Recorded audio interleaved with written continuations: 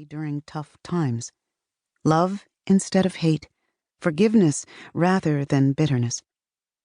She comes from a legacy of tenacious reformers who would go to any length to follow God's precepts. She doesn't pretend her family's perfect, but they have known and do know they can go to the one who is and was perfect to receive restoration, forgiveness, and healing. I believe there are blessings that come from a family line. The hunger to see our society follow God's precepts began even before her uncle M.L. wrote his letter from a Birmingham jail cell. In fact, upon his birth, Martin Luther King Jr. was named Michael King Jr. But in 1934, his father made a historic trip to Germany, where he attended an international conference of Baptist pastors. Michael King became so impressed with what he had learned about the reformer Martin Luther that he decided to do something dramatic. He changed his name from Michael King to Martin Luther King. Therefore, upon returning home, he also changed his son's name to Martin Luther King Jr., and the rest is history.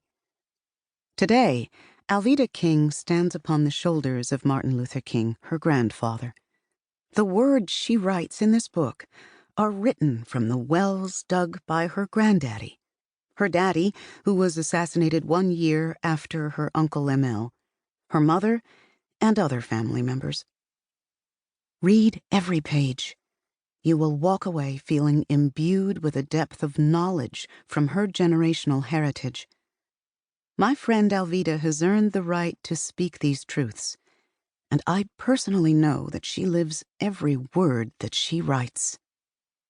Cindy Jacobs, co-founder, Generals International, Dallas, Texas. Preface. He, Jesus, said, "To you it has been given to know the secrets of the kingdom of God.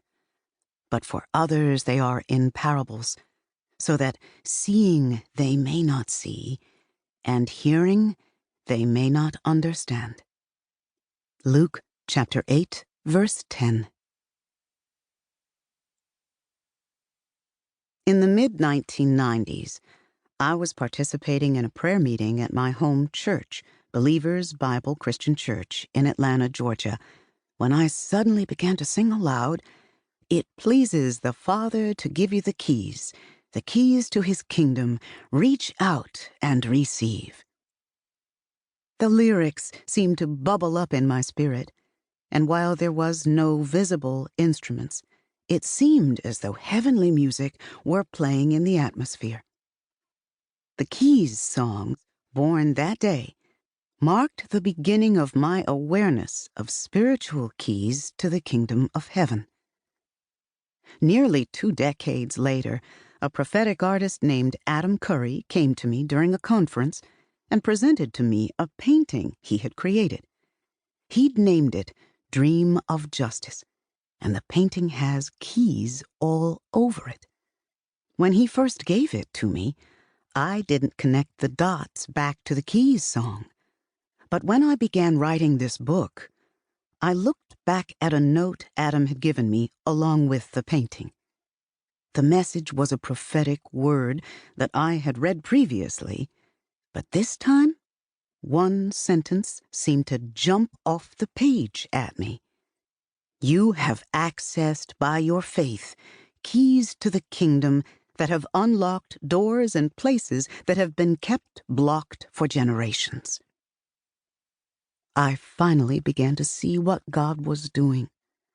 There truly are keys to the kingdom that will unlock doors and places that have been kept blocked for generations. And that is why God led me to write this book. Now is the time for us to use those divine keys to open the doors. Within these pages is the revelation of the spiritual keys that God has been birthing into my spirit. These are truths that I have come to live by and that I have seen at work in my family for generations. It is my joy to share these keys with you, and I